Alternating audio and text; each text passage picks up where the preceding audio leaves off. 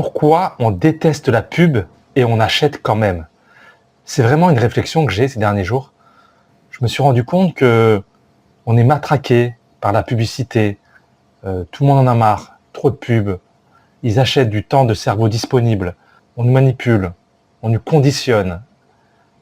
Et au final, on achète quand même. Ça me dépasse en fait. On nous fait même payer pour enlever la pub. Vous allez sur YouTube, on vous propose des abonnements pour vous enlever la pub. Et là, je vois un grand paradoxe en fait. C'est d'un côté, on vous dit la pub c'est ennuyeux, c'est intrusif. Donc si vous payez, on vous l'enlève. Mais quand on vous la laisse, vous les récompensez en achetant leur marque, en achetant leurs produits. C'est incompréhensible. Donc est-ce qu'il ne serait pas logique de se dire, vu que les publicités, les marques nous conditionnent, que ce sont des nuisibles, est-ce qu'il ne faudrait pas en profiter pour dire, ok, le nom de ta marque va me rester en tête, et je vais l'utiliser. Pas pour l'acheter, mais pour te boycotter.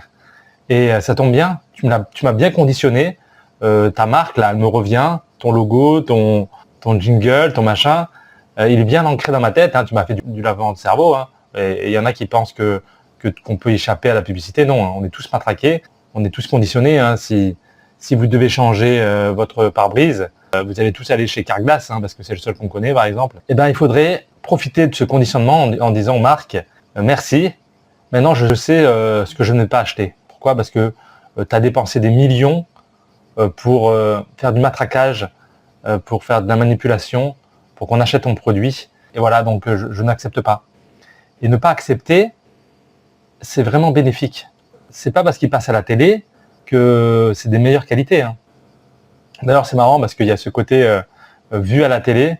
À l'époque, hein, souvent c'était vu à la télé comme si c'était quelque chose de prestigieux. À partir du moment où c'est passé à la télé, donc c'est fiable, donc c'est un bon produit. Non, c'est juste que c'est passé à la télé, c'est que t'as payé pour être diffusé. Ça n'a aucun signe de valeur ou de qualité. Tu peux faire un truc complètement débile. Tant que tu payes, tu passeras à la télé. Donc cet effet vu à la télé, donc égale bon produit, c'est complètement faux. Et au contraire, je pense que ça pousse vers le bas. Parce que tu prends, une marque de céréales, son but, ça va être de faire du matraquage publicitaire et ils savent que ça fonctionne.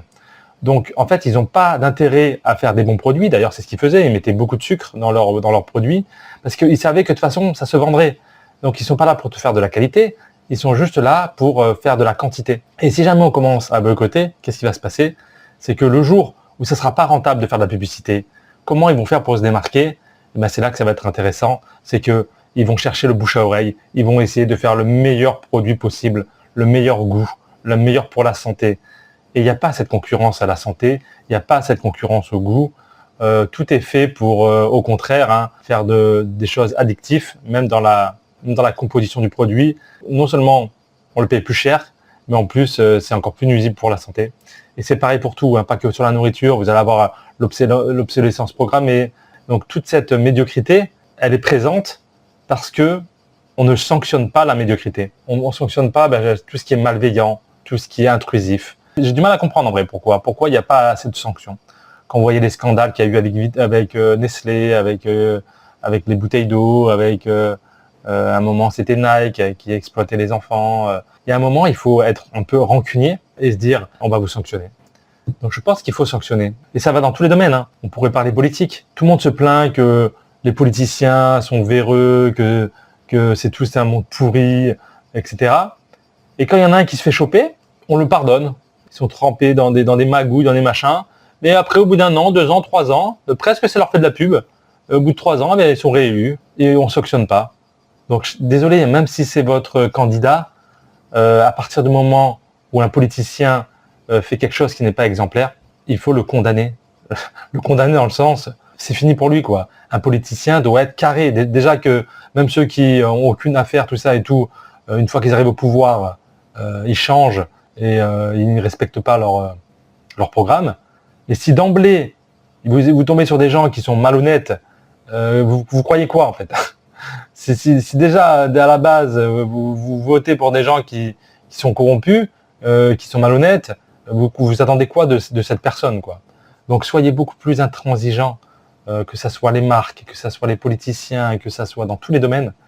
L'important, c'est d'être cohérent, en fait.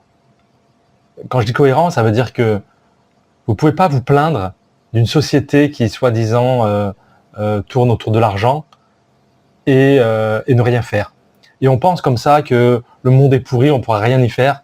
Eh bien, on ne peut pas faire grand-chose. En effet, vous avez des lobbies, vous avez l'argent qui domine. Et bien justement, le seul acte en tant que citoyen, c'est votre consommation. Alors, c'est peu et beaucoup à la fois. Parce que c'est peu, parce qu'on se dit, oui, mais si je suis tout seul, ça ne marchera pas. Certes, et c'est vrai. Mais si déjà tu n'es pas cohérent avec toi-même, ne va pas reprocher que le monde soit comme ça. Commence par toi-même être cohérent. Commence par influencer tes proches. Voilà, moi j'essaie déjà avec mes proches d'avoir ce discours. Là, je suis là devant vous à vous le dire. À ma portée, j'essaie comme ça de contribuer. Donc, à vous de partager cette vidéo, à vous de partager ce message et d'être des citoyens engagés. Engagés dans le sens donner l'exemple. Boycotter les choses qui vous affligent, les choses qui vous nuisent. Et je vais revenir à la publicité. Hein. Privilégiez les sans marque. Pourquoi les sans marque? Parce que sans marque, déjà, ça veut dire que une bonne partie de l'argent a été mis dans le produit et pas sur le marketing. Ça, c'est très important. Donc, vous allez payer le prix sera un peu plus juste par rapport à la qualité. Et surtout, vous encouragez pas ce modèle économique. Ne valorisez pas la passivité. Ça veut dire quand l'information arrive à vous, parce que la publicité, elle arrive à vous. Hein. Quand un produit, une information arrive à vous, donnez-lui beaucoup moins d'importance que quand c'est vous qui allez chercher l'information. Toujours soyez actif, ne soyez pas passif. Ça veut dire cherchez vous-même l'information. Si vous avez besoin d'acheter un frigo, si vous avez besoin de changer de télé, de n'importe quoi, de chaussures, ayez des critères, allez regarder, allez comparer, allez regarder les avis. Il faut que ce soit vous qui achetez le produit et pas le produit qui est venu à vous et après de le justifier, non mais c'est ce que je voulais. Non. C'est très très rare que le produit idéal, il est apparu comme ça, qu'il soit venu vers vous. Ça, c'est de la passivité, c'est de la paresse et c'est toujours là où on se fait avoir. D'ailleurs, ça me fait penser, des fois là, je vais dans les grandes surfaces et on est des fois aguichés comme ça par des commerciaux ou quoi, et dans les galeries, là, essayer de vous vendre des trucs. Et ça me fait rire quand il y a une jolie femme comme ça qui me vient avec un grand sourire, qui me dit bonjour. Et des fois, je suis là, j'ai envie de l'envoyer chier et lui dire mais pourquoi tu viens m'aguicher comme ça avec un grand sourire? Dans ma vie, ça n'arrive jamais. Jamais une belle femme comme ça va me faire un sourire en me disant bonjour. Dans la rue, ça n'arrive jamais. Pourquoi tu viens comme ça et tu me fais un grand sourire? Il n'y a pas plus hypocrite que ça, quoi, parce que dans la vie, ça n'existe pas. Donc, ce sourire, il n'est pas gratuit. Tu veux me vendre un produit. Et ça m'insupporte, en fait. Ça m'insupporte parce que c'est là qu'on voit le manque d'authenticité, ce besoin-là de manipuler. On te manipule avec un beau sourire, en étant avenant, alors que dans la vie de tous les jours, cette personne-là m'aurait complètement ignoré. Et voilà, donc ça aussi, ne vous faites pas avoir, quoi. Quand c'est eux qui viennent, c'est toujours pour leur propre intérêt. Personne ne va vous solliciter en vrai dans la vie pour vous faire venez, j'ai un super bon plan à te proposer, tiens, tu as une super opportunité. Les gens, les bons plans, ils se les gardent pour eux. Hein. Donc, la publicité, avec cette vidéo, je vais vous montrer comment devenir riche, comment faire maximum d'argent, comment avoir de la liberté financière, etc. etc. Dès qu'on te promet quelque chose, dites-vous pourquoi il le partagerait, pourquoi il partagerait sa connaissance. C'est toujours de l'intérêt personnel. La probabilité pour qu'il y ait comme ça quelque chose d'altruiste, non personnel ou quoi, elle tend vers zéro. Donc, soyez toujours méfiants. Et surtout, le message de fond, c'est sur la publicité, soyez rancuniers. Soyez rancuniers, mais de la bonne rancune, c'est-à-dire pour élever en fait le niveau. Voilà, si vous êtes d'accord avec ce contenu, si vous voulez me soutenir, laissez-moi un commentaire. C'est très important pour le référencement.